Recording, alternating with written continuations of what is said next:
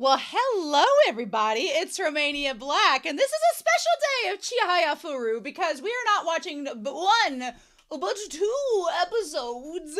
I'm glad I'm recording this in the summer because I have a little bit more time in the summer away from work to record such things and to talk about them. So, yes, we are going to be looking at episode 16 today, which I know it's sometimes called 15.5 or whatever. It is a recap episode, but I have been told there are some extra bonus new things in it, which is the only reason I'm watching it. So, we're going to have down in the link below. I'm going to combine episode 16 and 17's reactions together, and I'll try to differentiate like when you should watch. If you want to skip to episode 17 reaction, it'll be in the link of like where to go to in the link for that. I'll make a note of it, but down below we'll have a reaction link for the recap episode, which will be nice. I can kind of talk through it, so if you want to see me recap and talk through the seasons 1 episodes 1 through 15 so far, we can do that down below in the link, and then we'll come back in this video up here that you're watching now, and we'll kind of do an overall discussion of, I've got some steam coming off these glasses, some discussion of the new material, because I've heard there's some new scenes, and then obviously we'll do a reaction to episode 17 and discuss that. So that's pretty exciting. So the only comment I have before we start is from Fornoda, who has been gathering our poem interpretations, and this is for back in episode 13, which was an iconic episode, probably one of the best of the season, although 14 and 15 hand in hand, where we got to meet Shinobu officially. Mwah, love it. So 13, 14, and 15 have been a gas. Definitely a great way to round out this opening arc, right? So they say, for our poem of the day, episode 13, For You, our dear Redditor was more critical than usual of Mostov's translation, so we get a little bit more. Composed by Emperor Koko while he was still an imperial prince, the 58th emperor, which 5 and 8 are my lucky numbers, 8 primarily, but my birthday is May 8th, so I'll take 58 too. The 58th emperor of Japan, who reigned from 884 to 887, 3 years, rough times. So, poem 15 describes Koko picking wildflowers and herbs for someone as a New Year's gift, along with the poem itself. Mostov translates the poem as, For my Lord's sake, I went out into the fields of spring to pick young greens, while on my robe sleeves the snow kept falling and falling. However, I'm not a big fan of this interpretation, as it loads the words kimigatame, literally for your sake, with the meaning of Lord's sake, probably due to the text of the poem described above. A more literal translation by Koi Deli and Jane Reichhold are Deli's, It is for you, I am out in the fields, picking spring herbs, while the snow still falls and covers my sleeves. Or Reichhold's, Only for you, I would go into the spring fields to pick young greens, all the while snow falls on my sleeves. So different translations, the meanings are similar. The poem was classified as a spring poem, and the young greens described were meant to be eaten after New Year, indicating the time of the poem, which continues as part of Japan's Nanakusa holiday on January 7th. The pairing of snow with spring herbs creates a pleasing contrast of green and white for this early spring. I've noticed a lot. For example, there's a character in Blue Lock who has like white hair but like green overlay. Also, if you watch like Dr. Stone, which I've read the manga for, the main character kind of looks like a leek with the white and green kind of hair. A lot of anime characters have the green and white combo, and it is very aesthetically pleasing. Reichhold's is my favorite translation, perhaps because I've seen the words kigatame a million times in shoujo and josei anime and manga in scenes that move my heart. Her interpretation leaves the gender ambiguous, rather than a certain masculine for Lord like Mostov's, and the idea of you is much more direct and romantic. Which kind of works because, you know, are you thinking romantically of Arata and Taichi, or Taichi and Chihaya, or Arata and Chihaya? You know, leaving it up to interpretation to appease all shippers, right? For this episode, the poem ties with the idea of Arata traveling to Omijingu to see Chihaya. It is about him overcoming his fears, walking forward, leaving behind the winter for spring, and finally opening the doors to the tatamied room where the girl has been waiting for him. Romantic. Love it, love it, love it. Also, I love this idea from that episode of Chihaya has illustrated to us countless times at this point how much Arata means to her in terms of inspiring her to play Karuta, and he's been her inspiration for her pursuing her passions. But it was so nice in episode 13 to see it on the other foot and to see Arata being inspired by Chihaya to step back into the ring after being gone so long and to start pursuing his passions once again. So living for them, living for it. It's great. It's such a great moment. But thank you, Foranoda, for giving us that. I appreciate it. So yeah, I have no clue what these new scenes are in episode 16, but we're going to watch it first. Then we're going to stop and talk a little bit about it. And then we're going to get into episode 17. So it's going to be probably a long episode today, but that's all right. So thank you so much for watching with me and for your kind words and comments. They've been so much fun to read, but let's not waste any more time. We are going to dive right into episode 16, talk about it, and then do episode 17. And we're going to do that here in 3, 2, 1. And let's get into talking about this recap.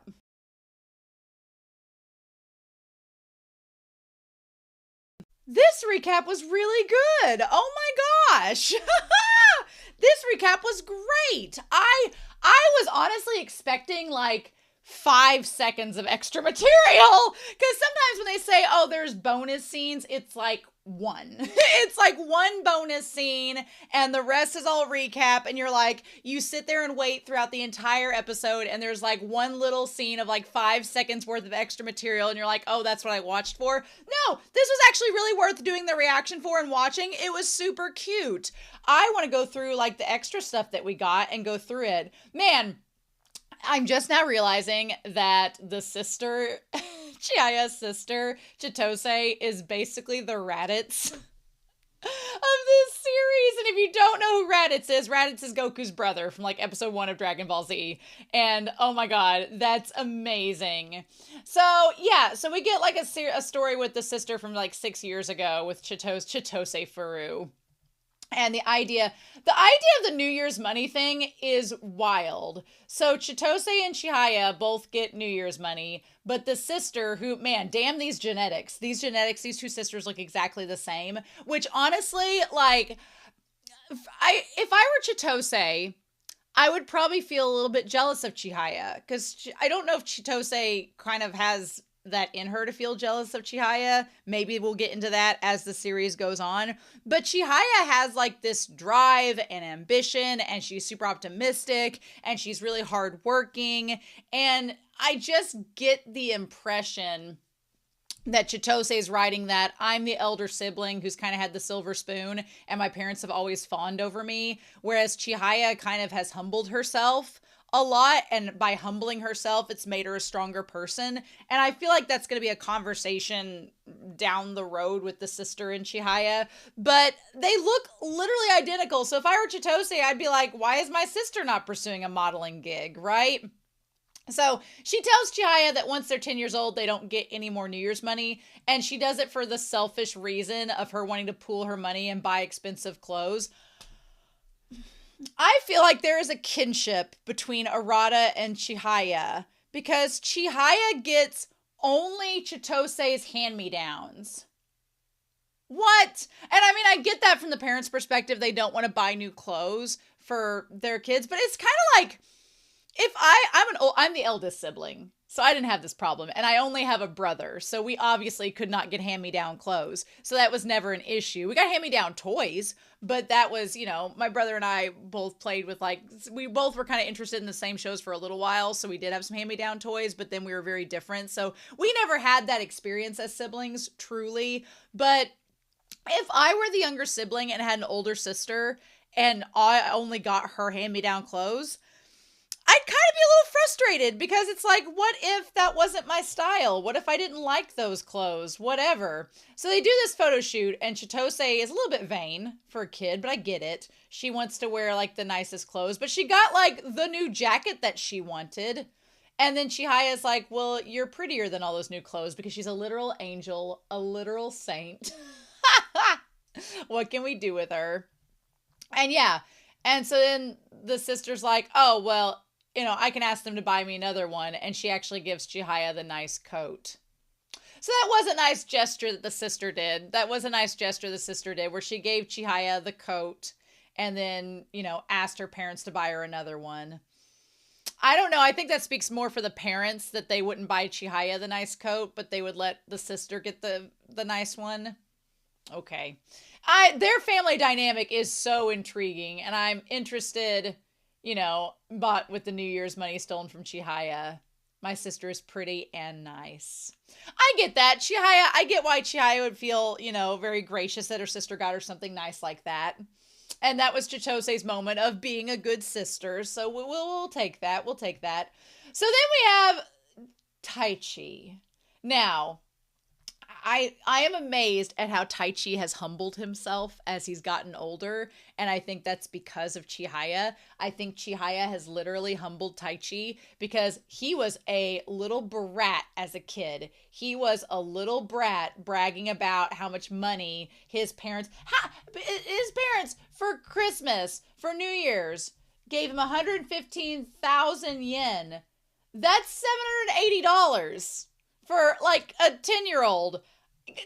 No, for New Year's, no. I wouldn't have gotten that, like, even when I graduated high school. I would not have gotten that much money. So that's insane. That's crazy, right? And so then we have, Arata saying, well, you don't get New Year's money after you're 10. Showing that Arata and Taichi come from such different worlds. Like, I feel like Chihaya's in the middle. Her parents don't have a lot of money, but they have enough money and they devote a lot of it to Chitose. Whereas I feel like Taichi, his family's loaded and they just spoil him and give him lots of money, which how Taichi has ended up so humbled, again, I feel like it's because of Chihaya. I feel like she's influenced him in that regard. But Arata comes from nothing. His parents, like, when they talked about like $780 was his dad's yearly bonus, and they just gave that to Taichi on a whim for a New Year's, like, allowance. That shows, like, a major difference between worlds. And that Arata just comes from, like, a small family with not a lot of money. And so then, yeah, Taichi just casually says how much he gets, and everybody else in the class is, like, criminal. And then the mom's like, oh, he couldn't have received that much, Arata. That would be, like, dad's bonus. Again, different worlds. Totally different worlds. I feel for Arata. I really do. Because he's like literally the pauper that's worked his way up from rags to riches. And Taichi's kind of like had nothing to lose. But then we really like Taichi as a character. So it's interesting. So then we have the Omeki about idioms, which is so fun. I love the idea of the idioms because my two friends that I was really close with, one of them is my best friend, and the other one is somebody I was really close with in college. They would stay back when we transferred. I went to a community college first because #money and saving money. And then I went to a university for the last 2 years of my undergrad degree. And so when we were at the university, my two friends would stay behind and stay there in the summer. I went home because I didn't want to pay for a dorm in the summer. They stayed up there and helped out this study abroad program. And there, for 2 summers, there were groups of students from South Korea that came to the US and came to our university, and they took English lessons, and they did like a study abroad program there for the summer. And so my two friends got elected to stay and help teach this group. Were they qualified? They were communication students, so you take that with what you will. But they had a teacher from South Korea that was helping to teach them English there and transition and do that. But then my two friends were in charge of teaching them idioms. That's the point of this. They were in charge of teaching them American, US English idioms. And it was really funny because it's basically like this, like coming up with an idiom of phrases to say. Poor Arata, where he sneaks a peek when the manager isn't around. All work and no play. I like Arata just like holding the magazine back and blushing. And he's like, I already knew that, Arata. Oh my God. So Arata is not inexperienced at some Playboy magazines. Bless his heart. He's such an innocent being. He's so cute. Meanwhile, Taichi is described as not a care in the world as describing Chihaya. And she's like, who, me? And then she's like, she calls Nishida extra large barbecue pork. Chihaya not being good at idioms is actually pretty funny. And then calling Tsutomu data miner is fun. And then calling not Kana wax poetic. I love it. It's cute. And then Taichi being described as the jack of all trades, master of none. What a gut punch. Because jack of all trades, that part of it is, you know, ideal. You would like to be called a jack of all trades, meaning that you have your hands in lots of things, you have lots of talents, and Taichi does do that. He has a lot of talents. He's good at bringing people together. He has a lot of skill sets. He's handsome. He's kind. He is a jack of all trades. It's just when you add that master of none, it's kind of that phrase of spreading yourself too thin. And I definitely can relate to the spreading yourself too thin. You want to get like your hands in so many different pots, but if you can't dedicate it really to one, then it becomes hard to become a master of that one. Like there's some people that they find the one thing they're good at and they devote all their time and energy into that and they're amazing. And then there are others that try to do multiple things and they're good at those multiple things, but they're not excellent at it. So I can relate to Taichi in the sense that I like to spread out and diversify, but then it's hard to really excel at that one thing, right? So the master of none, just, you know, and then you tie that into the whole thing with Karuta and becoming a master and all that. So it is what it is. So yeah, it fits you perfectly, Taichi. And he's like, no, it's like rubbing salt in the wound. Bless his heart. So then we have the recap of those scenes. We go back to Nishida's sister.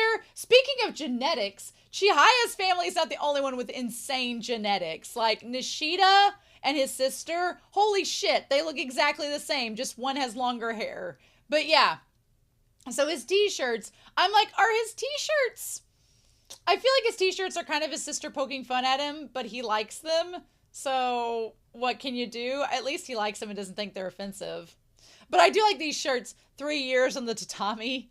Get number 1. Victory for Tsutomu. I love poetry. I can see Kana liking the I love poetry shirt. Manyo. OA traditional clothing. And they're both like, what? And then the sister. I love her. She's like, I don't want these t-shirts. I don't make these t-shirts because I want to. He begs me to make them. Oh my gosh. And then, of course, Chihaya's like, Miss Piggy, with the pink dress and the pigtails, I kind of see it. I kind of see them. She's like, I made some, so use them. So she made the t-shirts from the OP, which is really funny. I love it. And he's like, well, these t-shirts. So they give us all the sizes, which, you know, honestly, sizes can vary. I was surprised that Kana has a large t-shirt size, but then we find out she has a bigger bust, which kudos to the show for not accentuating that and making it kind of like fan servicey. Good job, show. Thanks for not doing that. But she's like, it's based, what did you say? It's based on her looks. And she's like, I'm last. And Taichi's like, I'm second to last. So essentially the sister likes Tsutomu. Okay. So the sister likes Tsutomu. I don't know. I kind of shipped Kana with Tsutomu, but if you told me that Nishida ends up dating Kana, I wouldn't be mad at either of them. I wouldn't be mad at Nishida or Tsutomu dating Kana by the end of this series. I think both of them like her. Now, I think that after the reasoning, maybe I think that Tsutomu has a better explanation of why he likes Kana. And they're both like, there's no way you would want to have Chihaya as a girlfriend. Now, Taichi needs to, again, we're only in season 1, so he has time to do this, but Taichi needs to own up the fact that he likes Chihaya.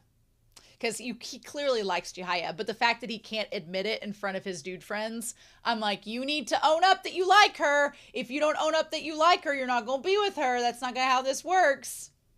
And he's like, well, you're only interested in her tits. And they're like, you're not supposed to say that. And Tsutomu gives the better answer. He's like, well, she's sweet and she's cute. And he's like, I could see myself on a date with her. So Tsutomu won points with me for liking Kana. Nishida didn't say anything beyond her boobs, but he did say that nobody would want to go on a date with Chihaya because you'd just be practicing Karuta all day. And he's like, we like boobs. Yeah. I like 3 votes. Question mark. And then it says Karuta fanatic. So Taichi, I think, just went along with the flow and said Kana, but it's very questionable. He clearly doesn't want to date Kana. And I'm like, if you can't own up that you want to date Chihaya, you ain't ever going to date Chihaya. So let's be real about that. And then whenever Chihaya is confronted from her friend over who she would date, the friend's like, well, who would you date? And she's like, oh, Kana. I feel bad for Taichi because Taichi clearly loves Chihaya, but he doesn't have the gall to admit it yet. And Chihaya's like, oh, Kana's the perfect date material. Poor Taichi. Thrown to the wolves. And the friend's like, you have to pick somebody else. She's like, you don't have to just limit yourself to Karuta Club members. And then she's like, oh, well. And the question is, would she have said Arata? Would she have said Shinobu? Would she have said Dr. Harada? Would she have said somebody else? They're not going to tell us because of course they're not. So that was really funny. I love that. I love it. So yeah. So then we have the question of where we go from here, and that's going to be episode 17. So yeah, so I'm excited. We're just going to dive right in to episode 17, but that recap was actually a lot of fun, and I really liked it. It gave us a little bit more insight into the characters. It was humorous. It gave me some shipping fuel. I'm like, Taichi, if you can't admit you like Chihaya, then Arata's going to sneak up and get her. You got to... What you gonna do? But I'm excited to watch episode 17 with you all. I hope you all are as well. It will be down. I'll have in the link below when the episode 17 reaction starts with the other one mixed together. But anyway, we're not gonna waste any more time. We are gonna start episode 17 and see what we get. And we're gonna do that here in 3, 2, 1, and I'll see you all on the other side.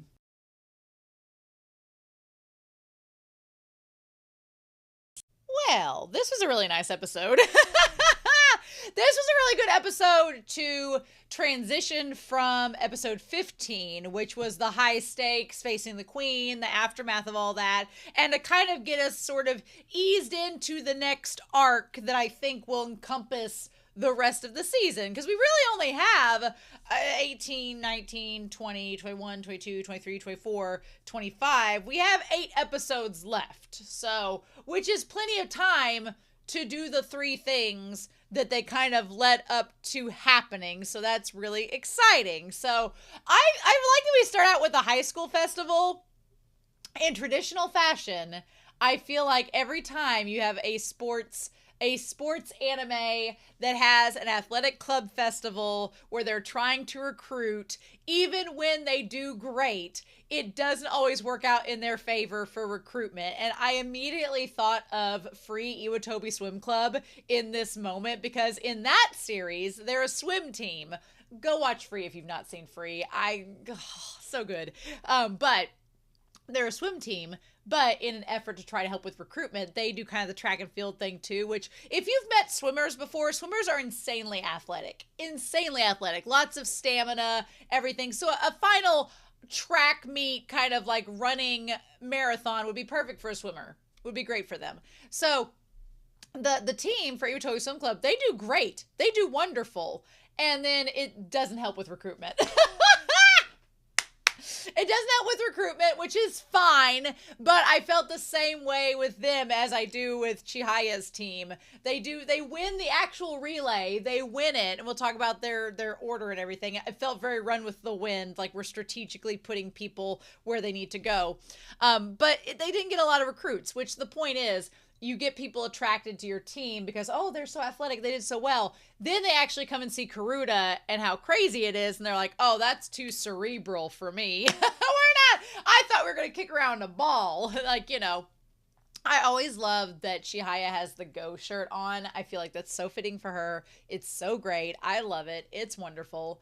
But I felt like Run with the Wind, like I was watching it, because you clearly have like the order of the runners and like the difference that it makes. So Chihaya's starting makes the most sense. She is the track star. She is our runner. She gets the head start.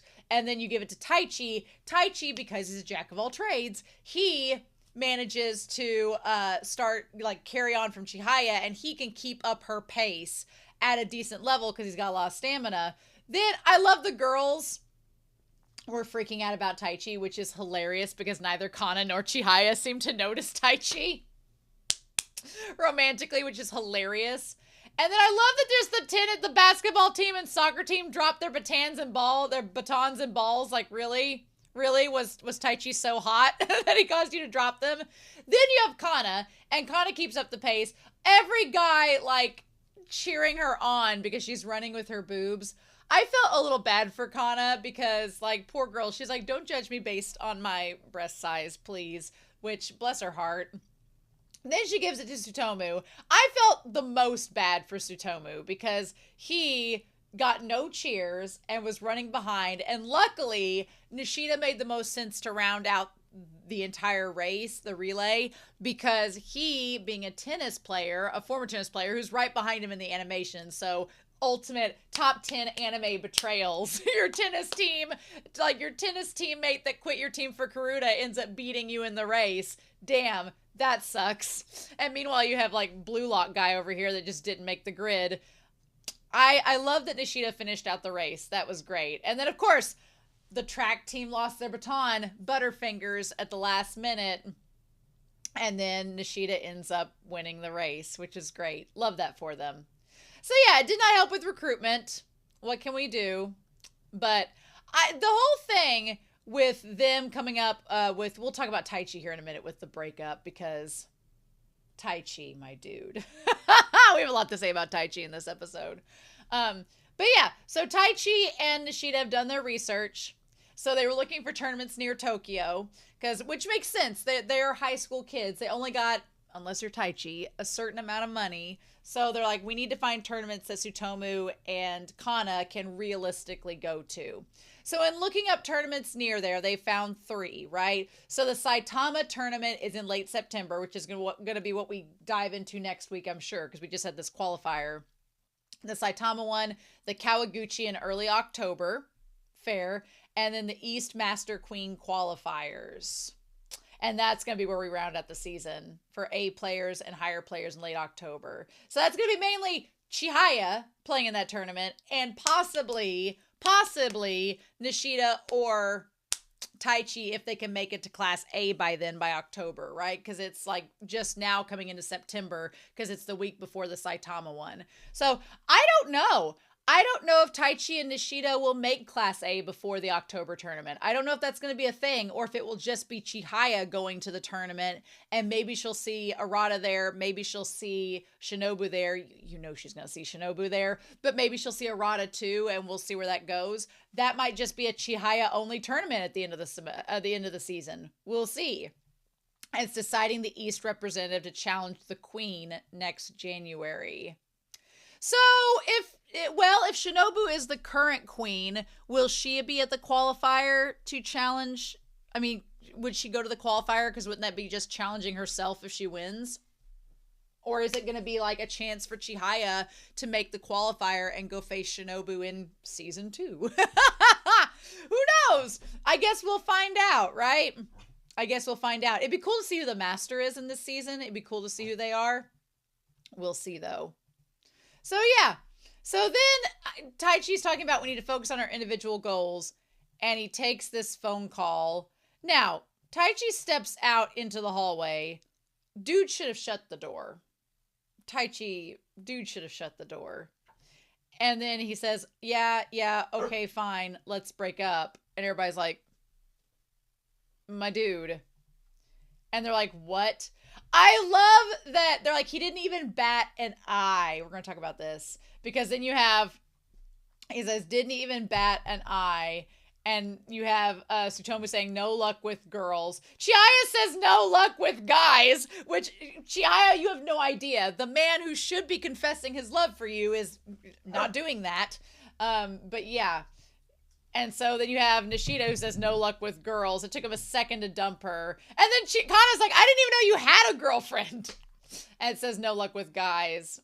And Taichi's like, let's not worry about me. Let's focus back on Karuta. Now, here's the thing. I am glad that Taichi I'm glad that Taichi dumped the girlfriend, because clearly from the first time he re-met Chihaya, I was like, that ain't gonna work, because he's in love with Chihaya. Although the first word he says after breaking up with the girl in his inner monologue is errata. Now, those of you that ship Taichi and Arata are like, oh, Taichi's becoming Class A so he can face Arata because of their rivalry. Probably in the same vein that I'm like looking at Chihaya and Shinobu. But it's also, if you're shipping Taichi with Chihaya, you're looking at it from the perspective of Taichi wanting to get on the same level as Arata to beat Arata, and thus, in Taichi's mind, proving to Chihaya that he deserves a place as possibly someone she would date. Taichi has this whole internal scheme going on, and Taichi kind of says he hates himself for it, which you can see why, because no one else understands what he's doing. No one else is even clued in on the fact that he is trying to get with Chihaya. Nobody's clued in on that at all. And I feel like that could work to his detriment, because if it comes down to it and he finally confesses to Chihaya, she might be like, I thought we were friends. And that might be like a friend zone moment. Or it could be, the thing with Chihaya is, I feel like her as a character, she needs to develop her feelings for you. She's got to come into her own mind. And as we see in this episode, some things can go over our girl's head and it takes her a while to process. But once she processes them and once she's decided on something, it's over. She is hyper fixated upon it, right? Whereas she's like all primal instinct. Whereas Taichi like schemes and is cunning and is strategizing every little minute thing and micromanaging. Chihaya is the polar opposite of that. And then Arata, we don't really know a lot about Arata because we've not seen a lot of him in this series, but he seems to me to lean more towards being more like Chihaya, where he's just kind of like, he doesn't seem like a schemer. Taichi is a schemer. And I say that in a positive way. He is a strategist. He has a strategy. He's got a plan. He's organized. Arata just kind of seems like he's very ambiguous and idealistic, where he's like, I have this overall goal and I'm going to work towards it, but I'm not like micromanaging everything like Taichi is. So yeah, so there's that. But he says, he's like, Arata, will he be in the Western qualifier? Okay, so that answers my question. So there's not really a chance that they would go up against Taichi in the Eastern qualifier because Arata's over in the other sector. That's interesting to know. And then the next poem being read is saying, people would always ask if I was pining for someone. Is Taichi pining for Arata? You make those decisions yourself. Is he pining for Chihaya? You could argue he is, right? After I determined, and he's like, I can make it in time in the sleepy to make it to Class A before October so I can play in the Eastern qualifier. You know what? That scene is a very Taichi and Arata focused scene. So if you're going to ship them, that's there. I see the vision. Mm-hmm. But yeah, so I like this focus with Kana and Tsutomu talking about like the physicality of Karuta, because you know what?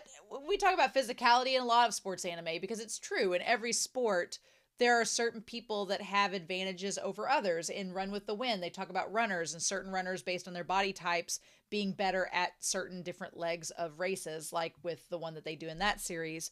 And with swimming, if you have a certain body part that's more in tuned to do a certain type of swimming, you play to your strengths. What I find interesting is that Nishida and Taichi are two totally different body types, but they are both very athletic and have a lot of stamina. I feel as if Tsutomu kind of misses the mark with that, because when he looks over to Taichi and Nishida and he's like, I've trained just as much as everybody else, but I'm not catching up. I'm like, well, first of all, Taichi and Nishida are not great people to compare yourself to because they have years of Karuta experience on you. Of course, you're not going to be near their level right now. You just started. And two, I feel like Tsutomu, he's so negative about his own body and the fact that he thinks he doesn't have muscle or anything that I'm like, yeah, but these guys have trained too. And you can get there. Your body type doesn't necessarily mean that you're more or less advantaged. You just have to find how to play to your strengths and how to make your body type fit your style of Karuta playing, right? And I like Chihaya giving Kana the recommendations of what to do, like sit-ups and the back stretches. And she's like, you're going to end up using your upper body because your muscles aren't strong enough yet. I like him doing like a little with his butt out. And she's like, well, I have been training at home. And she's like, well, just keep at it. I feel like Kana and Tsutomu kind of have similar builds in that neither of them are really tall and they don't have necessarily long arms. I feel like if you're a tall person, playing Karuta might be easier because you have more flexibility on getting across the board, right? And so I love this little moment between the two of them where she talks about, you know, I don't want to necessarily be athletic. I view Karuta as an art. And I love this sport because men and women can compete together in it. I love that. And she's like, I'm not going to let you beat me, Destomu-kun. I love it. And he thinks back to those guys that like looked in and said, I don't get it. And they left. And he's like, well, joke's on you. Because I'm glad I chose to give Karuta a chance. And he's like, I can change. I know it. And not just physically or mentally. I really like that. It's more like a spiritual change, like how you view yourself. It's not just like mentally making yourself learn things or physically getting in shape to play the sport. It's like it changes your entire outlook on life and yourself as a person. And I kind of love that. I love that Tsutomu brings that up because it's really, I mean, you can look at Taichi. Taichi's changed who he is as a person from the moment we saw him in episode 1. He's changed himself a lot.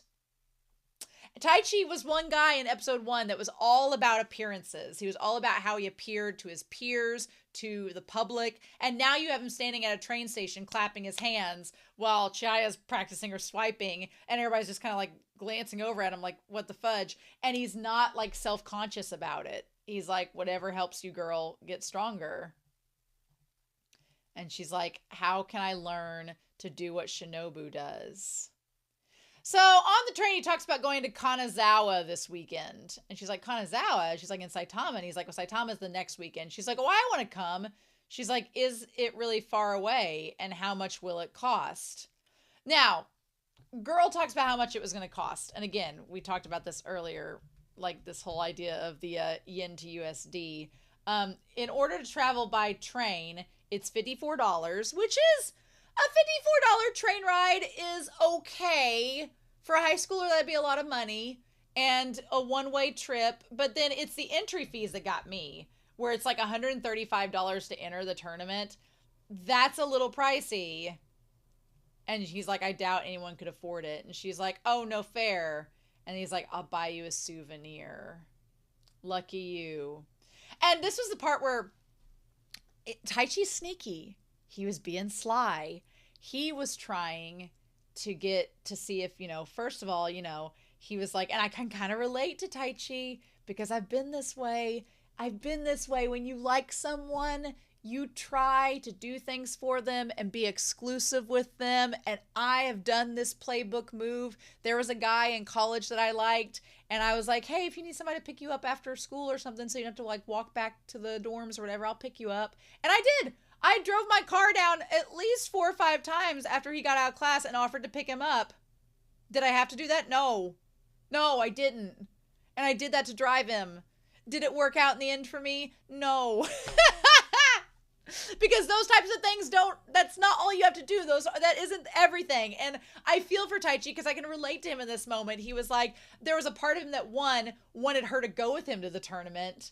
And then when she was like, oh no, that's too expensive and too far away, I can't do that. He was like, well, then I'll bring you back a souvenir, not the team, but Chihaya. And I was like, oh, you are a fiend, Taichi. But this is where karma gets him. And this is where I'm like, mangaka, you are brutal. You are savage. You are out of this world. Because she's like, oh, Kanazawa. She's like, that's near Fukui.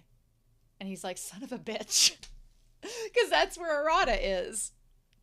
And the worst part about it is she says that, which indicates to Taichi that she's got Arata on the brain. And then he looks over and she's fell asleep next to him. He can't catch a break. No. This was like karma. This was like universal karma against him trying to be selfish and have her for himself. I do respect Tai Chi a lot, though, because in this moment, Tai Chi, there is a greed in front of him that they talk about in the Bible, and he does not take it. He doesn't covet it. He sees her hand open, and a lesser man would put his hand in hers without her consent. But Tai Chi doesn't do that because he's like, son of a bitch, I can't do that to her. So he claps his hand instead and wakes her up, like, and just teases her about it in that moment. He's like, impressive. And then he says, I hate myself for being so sneaky, for doing whatever it takes to become better at Karuta before everyone else. Because he knows he's being selfish, because he's doing it for himself to face Arata, and he knows it, right?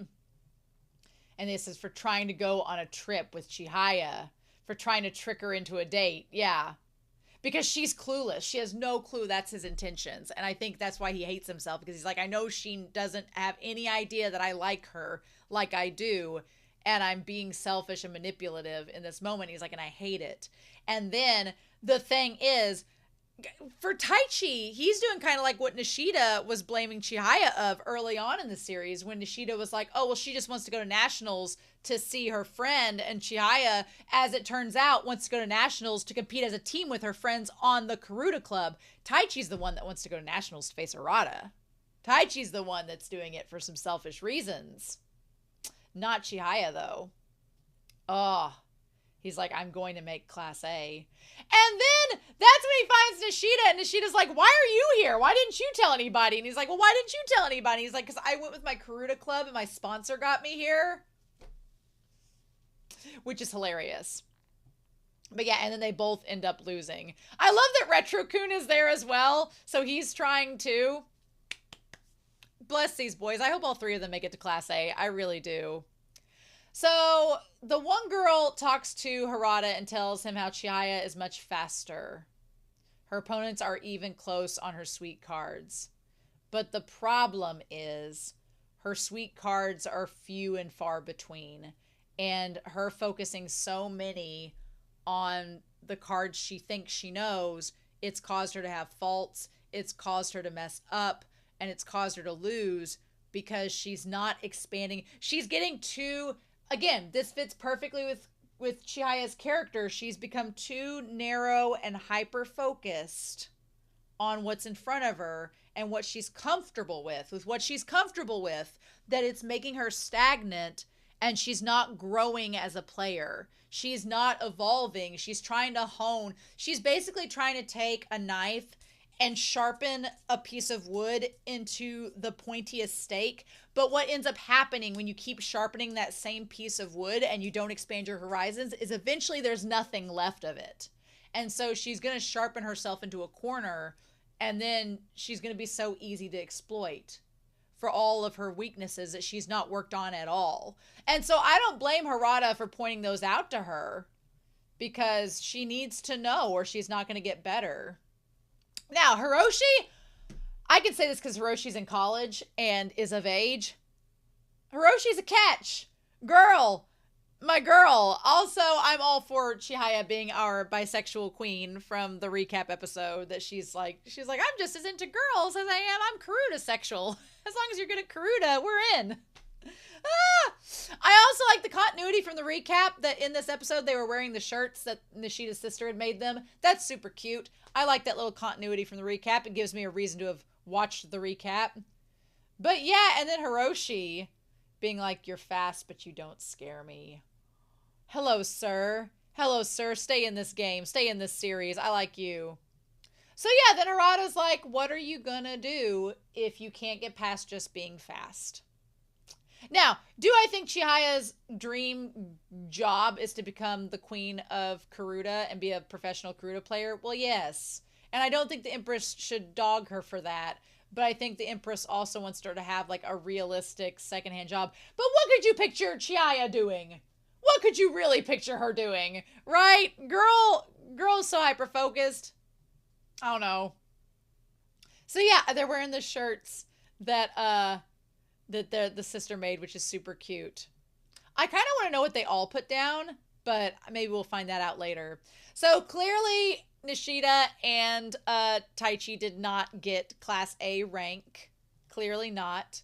Um, Taichi is also not wearing the shirt that the sister made for him, so there's that.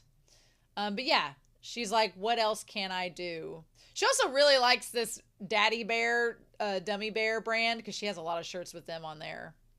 And all she can think about is how Shinobu was so fast and accurate. And I love Harada telling her, he's like, you don't have to be faster than Shinobu. You don't have to be. You really don't. You need to hone in on the cards and what they mean. You have your senses. Don't let that be a burden more than a benefit. I just love it. He's like, you need to expand. He's like, you need to get better overall and expand yourself as a player. I also love the fact that she like only takes like 10 seconds in a difficult problem and then she turns to the end to see the answers, which her little face is so cute. I also like Nishida saying, well, I would do that too. Which is great. So then, yeah. And then they talk about, I love the idea of Tsutomu doing the research and the grid, saying that he's got it into different divisions. I wanted to read what he put on there. It says, Ayase versus Kamano. The impassionate card in my right middle row is taken by Ayase. She sends the sound of people from a right lower row to my right lower row. In order, I take an order or two from her right middle row. In order 4 is on my side, and Ayase was focused on taking that card for me. I send I feel as from my right middle side down to her middle side. I love that for her, she's able, because if she's using her right hand, she's able to reach in front of her fast, which makes sense, like boop right there. And also right there. It's like boop, boop. That's it. But then here, it might be a little bit more difficult if you're leaning over, you're sinking here and here. So I could see that. I could see that. Whereas here is a much more of a stretch, and here might be too like inconvenient. So I could see that. Okay. So I love how Tsutomu's kind of figured out. He's like, these are where your weaknesses are. And I love that he tells her, he's like, you're viewing it just from the benefit of this is where you're getting things from. He's like, you have trouble with 3-syllable cards. He's like, so if I knew you had trouble with 3-syllable cards, I would put them where you're weak. And that would guarantee that you wouldn't get them before me. And he brings up a great point. He's like, I'm your teammate. And I've done that research within like the last few weeks. Imagine what your opponents are doing, because if they find taped footage of how you play, they're picking up the same moves. They're going to know where your weaknesses are and they're going to exploit it. So you've got to branch out and get more diverse in your play style, or you're leaving yourself open to people who are going to strategize against you. If you lose all your other cards, you'll lose the match. And Kana points out, she's like, you commit a lot of faults and you gamble only because you want to take the card faster. So that's what Harada is saying by relying on speed. You're making these faults because you're relying on it too much. And then when it comes down to it, you're literally not expanding yourself. You're putting yourself in a corner and you're boxing yourself in as a competitor, and people are going to start taking advantage, which I think that's what Harada is getting to as well. Shinobu is not dumb. Shinobu is a strategist as well. That's why she's the queen. So she's going to exploit your weaknesses. And then she talks about the differences between card number 19 and card number 88, which at first I thought they were very different cards, but she talks about saying, one says, may the time we spend apart from one another be as short-lived. So meaning like, I don't want us to be apart for very long. I want us to stay together. And then the other one is talking about, may the time we spent in that one short night bring an everlasting love. So even though they're coming at it from different directions, they both mean the same things. And she's talking about how it's so interesting that there's 200 years of history between those two very similar patterns of thought. And she's like, look, the impassionate God's card is read to you, but I view these cards with having visual symbolism as well. And she's like, that visual symbolism, if you're someone that learns and plays that way, that could help you to reach those cards and remember them better if you can envision certain imagery with each of them. And then Chihaya's like, I thought Karuta was just about speed, but there's so much more to it. And then she goes and is in the library looking at the meanings of the poems. I love it. I love it so much. And the Empress is like, oh, okay, you actually are learning things. Well, that's fun. Good. Good. So we did get a little bit about Kana telling what she was going to go to school for. He's like, oh, are you going... Because he's like, are you going to a university that majors in classical literature? She's like, I know what I want to major in, but I haven't decided which university I want to go to. Which, honestly, best idea. I think it's better from an advising standpoint, from somebody who's been to school. It's better to know what you want to go into than where you want to go. I talk to some students, and when they're in high school, they're like, I want to go to this school, and this is the only school I want to go to. And I'm like, well, what do you want to major in? I don't even know yet. And I'm like... And don't get me wrong, I tell students, if you choose between 3 colleges, go with the one that's, one, cheapest, because hashtag student loans, nobody needs that. And nobody cares where you got your degree from as long as you can do your job. So go with what's cheapest. But 2, go with the school that has the best program for you. Because if the school doesn't have the program you want or doesn't have a good program, then you're not going to get the best education for your money that you're spending a lot on anyway. And then 3, go with the school that you're comfortable in, that you feel like you would enjoy it there. Because if you're going to be there for a couple of years, you might as well enjoy it.